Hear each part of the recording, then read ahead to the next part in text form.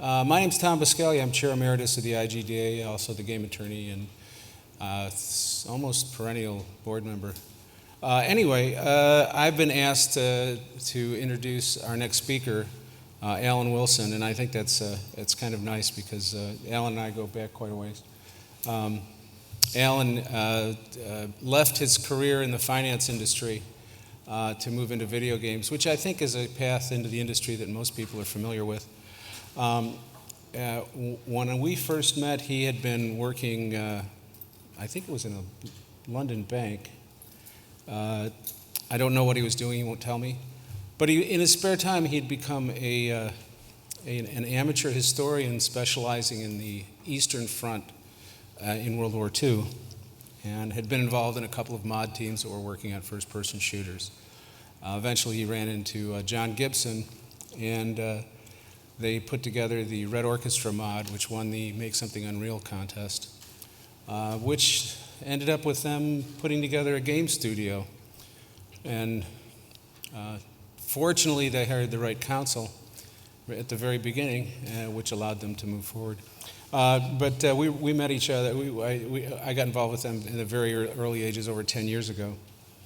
And this is the sort of paradigm model of the basement guys working hard, putting it all on the line, never having a publisher, never getting funded, always doing it themselves, and building a company that 10 years later is still here and doing very well, I must add.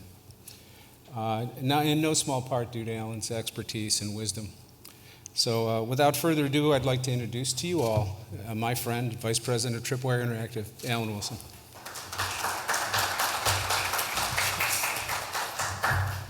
Good afternoon. Thank you, Tom. That was delightful, charming. You've managed to use up most of my time, so we should go move straight on to Q&A. Okay. You've all seen some wonderful presentations so far today, some very professional presentations, so welcome to Amateur Hour. I don't do presentations for a living, so bear with me, and I'll try and get through as quickly as possible.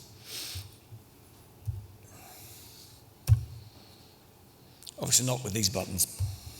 Right, you don't need the credentials for the company. That's all boring stuff. We've done a few games, sold millions of units, made money, and we're all very happy. You don't have to take photos. I'll give these to Tom to put up on the IGDA website at some point. Apparently you don't need my credentials because Tom's just told you all you ever need to know about me. The only thing I'll draw your attention to is that last line. I am English. We have a tendency to be somewhat less politically correct and less polite than most Americans assume we are. So I apologize in advance. Okay, the title of the talk was about success and what happens after success. Just to be clear on, here's a measure of success. Revenue over, actually this is cumulative earnings over about the last 10 years. That little red blip at the left-hand side we'll talk about later. Some of those little downturns, like that recent one that looks like it's lurking at the beginning of January 2015, was probably the last time I bought Tom dinner. Anyway, other measures of success. Headcount, people like to think about headcount. We started out with 2 people in an office and a few more scattered around the globe. About 50 people currently. So there's a very quick measure of success. I just want to make clear that this is, there's certain things here, there's certain things in our business that are kind of critical to us. And a lot of that is about how we consider people and how we treat people. So just a few little notes here about, if any of these bullet points here apply to you, please piss off. That's English for go away, by the way. There's probably nothing I can tell you that will be of use to you. So if you don't fall into those categories, you may find some of this useful. And just riffing off what Rami said this morning, of course, this is really looking at some of the mistakes we've made and the ramifications of those. That, of course, is not an exhaustive list of mistakes. There are a shit ton of other mistakes that people have made, that we've made that I'm not going to tell you about, and all the rest of it. So, I suspect a lot of people who know Tripwire know that we've been up on Steam for nearly 10 years now, and it's kind of, even Valve hold us up as an example of a company that does wonderful things with long tails and all the rest of it. So we'll talk about money briefly. I don't intend to make a big thing of money. This is not what I really want to talk about. Now looking at this, as you can see, this was the very first game. I think this was the third non-Valve title released on Steam in 2006, Red Orchestra. The red blip at the left-hand side is where we were actually spending money that we didn't have, followed by, I'm happy to say, making a bunch of money. People make the assumption that because we did support so wonderfully well for the game, lots of free updates and all sorts of good things, that we went on earning money nicely and steadily and all the rest of it. But as you can see from that, if you can read a graph, it goes up and it goes back down again. The implication there being, no, we were not making great pots of money. There was that period of time when we were, you could say, over-supporting the game. We were putting out free updates on a regular basis from 2006 to 2009. And as you can see from that, it damn near broke the company. We made a lot of money in the first 12 to 18 months, and then went merrily down our way before really the penny dropped in about 2008 or 9 that actually we were busy burning money, not making money. And it took us a very long time to get that through our skulls, as you can see. Don't get me wrong, the support model is a great idea. It works very, very well, but you need to actually monitor it quite carefully. You know, it's a great thing to do free content for the world, but it's a business, as people keep saying today. You actually have to make money to stay in business. So at that point, we were also moving on to Red Orchestra 2, and you suddenly start to realize when you look at all these graphs put together, there's a huge amount of juggling going on. Red Orchestra 1 made a lot of money, and then we spent a bunch of money on it. Then we made more money when we stopped spending quite so much money on it. Red Orchestra 2, as you can see, it's a slightly strange funding. We won't talk about that too much. The bit past 2012 is where we actually went out on sale and started making money. But if you put that together with the previous one, you'll see by 2008-9, we were doing all sorts of interesting things which largely involved us spending money. And actually, we were probably only being saved from spending money on Red Orchestra 1 by the money coming in on Red Orchestra 2, until we threw in Killing Floor in 2009. We're happy to say that that little red blip on the left-hand side is relatively small, and the rather large pile on the other side stacked up steadily. But it was a huge juggling act. And at the time, in 2009, when we released Killing Floor 1, we were a company of 13 people. If you're superstitious, that may explain a few things. But it was a huge juggling act. And from what you're seeing of that bit about Red Orchestra 1, we didn't monitor it that carefully. It took us a while to get it through our skulls, and you've got to be very careful with this. You know, so that instant success that we had in 2006 built up a pile of cash, big pile of capital that we went on spending. So to preach the obvious one, and this is as far as I'm going to go talking about money because it's kind of a dry subject. To those of you who are in your initial startup or moving on beyond that, you've got your first game out onto early access, whatever, and it's selling, congratulations. Cash flow. Things get, I'm not going to harp on about it, let's move on to interesting other things, but just keep an eye on the money. You have to do that. We didn't. It's blindingly obvious, and I should have known, you'd think with a background in running businesses and finance, I would have known better. I'm sorry to admit that, like so many of us, I got carried away with what we were doing. And it worked wonderfully until we stopped to actually count the money and look which way it was going. Let's move on from money, because money can get pretty dry. The human elements. People have talked a lot about all sorts of good human points today. This is about the people, the owners, the leaders. Like many in this sort of situation, we were accidental leaders. We did not found a company to become leaders of anything. That couldn't have been further from any of our minds. We founded a company because we wanted to make games together, to enjoy what we were doing. And the whole concept of leading a company, leading people, and any of that really hadn't crossed our minds. It was not what we were setting out to do, but it's the position we wound up in. And that's where you start to realize, if you look carefully, and going back to my facetious comment earlier, that if you are founding companies to fuck around, or you don't care about people because you're some psychopathic lunatic, then it won't matter to you. But the point has been made already many times today that this business, like many industries, is founded upon having great people working for you, with you, and wanting to contribute, and being able to contribute. As I say, we set up. We're accidental leaders. We did not set up to think about how are we going to do all of those things. So let's look at a few random examples. Just to explain it a little bit, in 2005, when we set up the business, there really wasn't an awful lot for us to focus on. We had hardly any people. We had to find some money, find some people, preferably people willing to work for nothing, or if they weren't willing to work for nothing, for as little as possible, or something. Thanks for that, Tom, by the way. That's another story entirely. You can ask him about that, because I'm not at liberty to discuss. Then we made a game. We tested a game. Testing it largely involved getting a bunch of clan players together to play on a Friday night. Marketing the game, which largely came down to spamming some journalists. Are there any journalists here? Oh, oops. I'm very sorry if you're on our spam list. You quite possibly were, because half the planet was. And then we distributed the game, and we distributed it through Steam, and that went wonderfully. And we went to see Walmart, and that was truly hideous. Some of you may have been there. Bentonville's a lovely town. No, it's not. Right. What do we do in 2015? 10 years on, the list of things we do on a daily basis, I sat down and was messing around with the guys in the office and thinking about what do we actually do today? And we just started doing the list, and it just got hideous. And we suddenly realized that in 2005, 4 of us owned the business.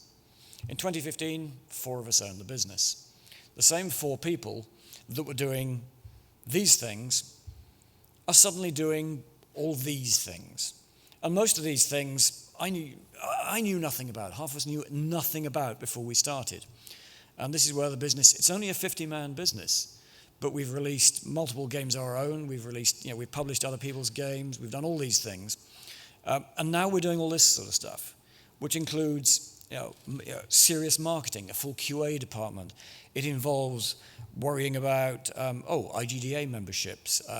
It involves publishing third-party games, mergers and acquisitions. That's a scary concept in itself. DMCA, copyright, IP, down to the important things like buying a tank. We messed up last year and lost out on a bid for a tank from the Jacques Littlefield collection, but unfortunately. And occasionally we get bullied into giving presentations. But the list of what we do today is terrifying in comparison to what we did 10 years ago. That has a huge impact on us as leaders, and because of that, it has a huge impact on all those around us. Blindingly obvious when you look at it. One of those impacts is simply overworking. When we started out, it was acceptable to work. People have already talked about this. Rami talked about it. You work stupid hours. You work weekends. You work when you're at home and not supposed to be working. You take your work on vacation. All of those things that are considered to be stupid and bad and foolish. The clear bit there is that bit about, does it become the norm? And it far too easily does. You simply move on and just keep doing more. You don't stop and think about, what am I doing? Where are all my hours going? And, I've made a joke about health problems, but I shouldn't make a joke about it. Out of the original 4 owners of the company, apart from individual health problems, I used to have hair and I wasn't grey a few years ago. There's at least one owner out at the moment who's been out sick for about the last few weeks. These things wear on you, and it wears on you really hard. The worst case was one of our original founders, Ingmar, who's Dutch, who about 4 or 5 years ago now, had on about, I think it was January the 5th, I'm trying to remember, I should know which year because we're still good friends, had a series of heart attacks. It took them 3 months to stabilize him enough to operate, and he had a triple bypass. looking at overwork, especially when you institutionalize it for yourselves, is not funny. It stops being funny when that sort of thing happens. And those health problems for yourself ripple over into the family as well. I'm married with a kid. John Gibson, who Tom mentioned, he's married with a couple of kids. Those things spill over into your everyday life. Those things of working when you're at home, working when you're on vacation. You feel as an owner, as a leader, that you cannot stop. But the other one there that worries me, more and more, and we've actually, and we'll talk about it again in a moment, that we've had to learn how to deal with is what impact you as leaders are having on those around you. Just because we behave like that and feel that as business owners that we should put in 80 hours a week, and yes, we should work through the weekend, and oh yeah, I'll pop in on Saturday and finish this off, that immediately communicates itself to everyone you're employing, to everyone around you, and leads on to them having the same feelings that, well, if that's how these guys behave, is that how I'm expected to behave? And you are, and it is genuinely unintentional in our case, but you realize that you're actually institutionalizing and encouraging stupid behaviors because you are willing to do it yourself. And that's very hard. We've made that mistake plenty of times, and we're still 10 years in, trying to pull ourselves back from it. One of the other things that we were horribly guilty of, and to some extent still are today, hopefully not in such a bad way, overreaching. Ambition is a very good thing. The ambition that I allude to there, with Red Orchestra 2, we got carried away with the game design document, thought we are now going to, and that's part of the reason you see those charts go up and down in some interesting ways. We set our scope on kind of the magnum opus, and it wasn't a 400-page design document, it was over 500 pages, and we spent nearly a year doing it. And we must have been completely off our trolleys. You realize that we had no hope of ever executing on that. The comment's been made today about ideas and execution. We let our ideas run away. There's nothing wrong with being ambitious, but you've got to be able to be ambitious within your ability to execute. And we stepped outside those bounds. We've stepped outside those bounds many times. Now we have professional producers in the building who kind of pull us back and go, yes, that's lovely. But if you want that, you need about 50 more people and another couple of $1 million. Which would you like? This with what you've got or this with what you don't have. The other things that I talked there about under-managing and under-delegating, these, I don't know, I forgot to do the straw poll. How many people here have started up their own company? Yeah, a few of you. You may know that feeling of trust. How do I just hand off these things that I've done for this many years and just go, yeah, I've employed you, just do this stuff? That is extremely difficult. It certainly is for me. I don't know if it was for you. It's extremely difficult for people to hand off things that you have done that you feel are critical to the company's welfare. That's why I talk about under-delegating. It's very, very hard to have that level of trust, but you have to do it. This one's only semi-facetious. As business owners, part of the way you pay yourself is by taking money back out of the company. It's one of the reasons, hopefully, that you set up in business is so that you can make some money. Just to say that we realized, we went through some advice recently about operating agreements and also rivetingly unexciting things that we have to do these days. But the consultants who were doing it pointed out, my God, do you guys ever take any money out of this business? And we all sat at each other and looked at each other and went, well, yeah, sort of. And they went, do you know that in this sort of scale of business, most people take, most time the owners are taking 10, 20% out of the business every year. And we're going, how much? Going, 20. Fuck me, I can afford a new house. And we really hadn't thought of it like that. We had not considered it like that because we were just plowing everything back into the business. And this may explain why, I mentioned family problems. This may explain why our wives think we're completely mental, because we simply haven't taken the money back out. We have not to that extent, we have not rewarded ourselves. Sure, the flip side is you impoverish the company, which is a deeply stupid thing to do, because then you as business owners either have no company or you have to take your money back out of your pocket and put it back in the company. But balance it. I mean, and it is that thing about looking after yourself. I mentioned health.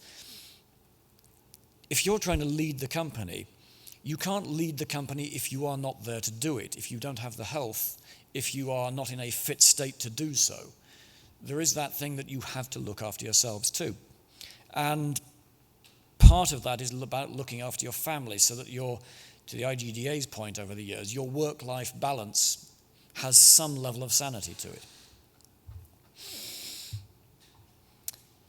This is a hard one for some of us to deal with.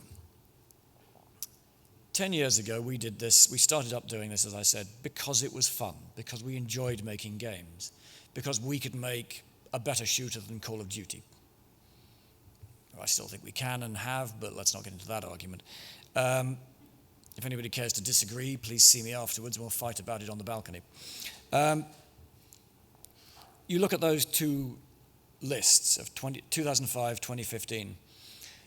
We focused so much more on actually doing the game development stuff ourselves 10 years ago. Now, today, one of the hardest bits for us is that it's no longer simple. It's no longer a simple thing of, right, we're now making this game, we're trying to get from here to here before we go broke. That's it. We're now juggling.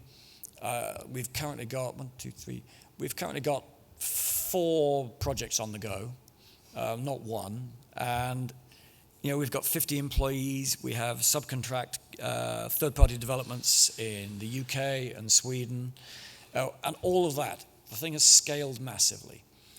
So part of the risk for us there is that the fun's gone. We're far too busy doing business management things instead of doing the fun things. I mean, I moved to this country. I set up in this business because I like to do design. I like to do writing. And that's what I enjoy doing. And one of the things we realized, it was actually off the back of the Red Orchestra 2 release a couple of years ago, we realized that all 4 of us were getting pulled away from doing those things that we wanted to do, which means that we were doing the things we didn't want to do, which means you don't do them properly. Well, I know some of you are far more focused than I am. I get very bored very easily. Doing things I don't want to do, I lose focus quickly. And I think in reality, that's true of most people on this planet. And what we realized we had to do was to start to actually employ people who could do those things, who were professionals at doing the things that we didn't want to do. Great example is a producer. We did the production ourselves going into RO2. We nearly killed ourselves and our employees because we just let it get away from us. Now we have 2 producers in that 50, and we're recruiting for 2 more. But there, of course, we have to learn to hand off responsibility. It's that point I made earlier. If you can't delegate, you're going to be in trouble because you're trying to get rid of those things that you don't want to do to people who are professionals at doing it. And if you can't do that, you're going to be stuck. You're going to be stuck doing all sorts of things that you don't consider fun, that you don't want to be doing. You won't be doing them well. And that then gets back to that thing about leadership. As I say, we are accidental leaders. We didn't come into this business to lead anything, but we are now leaders, force majeure. We have no choice. And if we can't be enjoying what we do, we are not going to lead effectively. We are not going to communicate that enjoyment in what we do to all the artists and the coders and everyone else in the business so that they enjoy what they do. And that's really important. And if you cannot hand off, that last point there, it's maybe if you can't hand off as the business grows, maybe you should be selling off and starting another 4-person business. Think about what you are going to be good at. Communications is probably one of our, and roles I've kind of alluded to around over the last few minutes. It's still one of the hardest things we have to deal with. A number of years ago, to that point, we always knew, all 4 of us knew what was going on with everything in the business as far as we ever thought we needed to. Now there's 50 of us, there's multiple projects going on, each of us owns particular products. And for example, on Killing Floor 2, I only work very part-time on Killing Floor 2, about maybe 10% of my time. And so there's all sorts of stuff happening there that I'm not aware of. And that leads in amongst that management team, that ownership team, to that strange thing of, wait a minute, why didn't you tell me we had this business deal coming up? Or, what do you mean we've delayed this project? Nobody told me. What's the matter with you guys? Don't you love me anymore? And that, to this day, is probably the hardest thing we find we have to deal with as a leadership team. And I don't think we've found the answers to it yet. Because part of it is, we started out having regular meetings, and then we changed how we did regular meetings. And we've been through a whole bunch of iterations at how do we, as just the four who own the business, communicate. And that's been really, really hard. And it's that point I make there. Communication used to be automatic. We just saw each other. We dealt with it, with everything, every single day. So communication was automatic. We never had to think about it. And somewhere in between then and now, it's got to the point where communication is no longer automatic. And the penny's finally dropping with us that not only is it no longer automatic between the four of us, it is no longer automatic between us and everybody else in the business, which it used to be. When the business consisted of 7 people, it wasn't exactly hard to get everybody together in one place. And to the point that was made this morning, yes, actually, we do share all our financials with everybody in the business, should they actually want to read them. Most artists I've met so far, you say, do you want to have a look at the numbers? And they go, no. I mean, fine. It's there if people, we don't make people look at numbers because it terrifies a lot of people. Terrifies me on bad days. And I'll have to be honest and say we've got into some major leadership rows, arguments, disagreements, fights, shouting matches, just because of communication.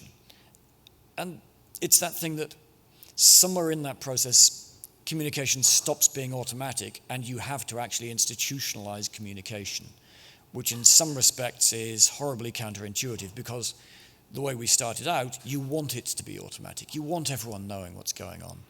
But at some point in that process, you'll realize it isn't. Okay. Happily, surprisingly, Tom, thank you for your time warning. I may actually finish on time. Part of what I'm trying to do here is not tell you all the answers.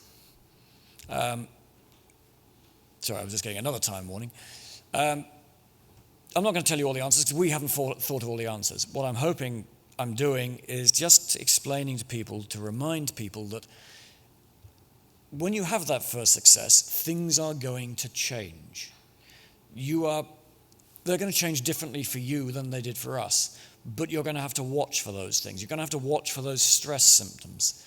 And it is about stress. It's about that stress in communications between the leadership team. It's between those who are nominally leaders and all those who are working for us. And you're looking for you're looking for the communication breakdowns. You're looking for, the stupid behaviors that we, in our heart of hearts, know we should not be doing, like overworking and making our people work ridiculous hours. One piece of concrete advice I will throw in there. It's lurking in the middle there. Probably one of the accidentally most intelligent things we did, and I say accidentally quite deliberately, was to find an office manager, who is now our chief admin officer, who basically could sweep up behind us.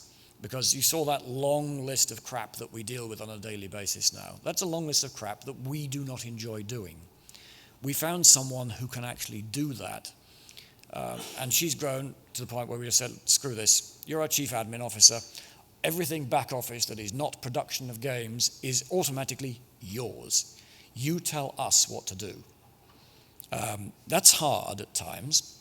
There have been a few arguments about that where we're told that, by the way, your expense policy has just changed. That's quite a hard one to bear when you come back and throw your expenses into the back office and they go, yeah, sorry, Alan, but the expense policy's changed. You shouldn't be expensing those meals. What? It's my business. Can't I? No, okay, you're right. And we've done HR manuals and all sorts of other things. So that's one piece of concrete advice. But it's about you as a leader, whether you intended to be a leader or not. If you own the business, if you run the business, you are going to be a leader. You're going to have to recognize that and deal with it. Now, that also means that you're going to have to both watch for the signs of things breaking down within your business, changing from what they were, and listen for other people trying to tell you. And here's a thing as well. We find those who were with us when we first started have no trouble telling us when we fucked up. Sometimes politely, sometimes not politely. But those who've joined in more recent years, we're not exactly a huge company, but even now, there are people who see us as owners and go, I'm not sure I want to tell that person. And you'll find communications happening in strange roundabout ways, the warning signs happening in strange roundabout ways. But you're going to have to look for them. You're going to have to be ready to change. You're going to have to be willing to listen. I put this up just because I always put this up in any presentation I ever do. I always find an excuse for it. At the end of the day, running a business, being a leader of a small business, is a huge risk, unless someone's giving you a huge amount of money to go play with, in which case it's somebody else's problem. Unfortunately, in my life, no one's ever given me huge piles of money to go play with. If any of you want to, please come up and see me afterwards. I'll still happily take it. James Graham, Earl of Montrose. Those of you who don't know, we had a civil war before you had a civil war. Thank you. Just making sure we understand which way around that goes. He fought on the royalist side and was considered a wonderful gentleman, took ludicrous risks in battle and won them all. At the end of the Civil War, when his side had lost, he was basically pardoned because he was a gentleman, honorable, and a wonderful person. Until a couple of years later when they decided, actually, screw that, he was on the wrong side, hang him anyway. But this is known as Montrose's toast. At the end of the day, I put this up because any of us who start up our own business in this industry, A, need our brains examined, B, are probably taking some major risks. And it's not just with money, it's with your health, your family's health, your relationship with your families, all of those things, and all the people who work for you. So I was going to do Q&A, but happily we're out of time. You mean I have to stop now? Okay, goodbye.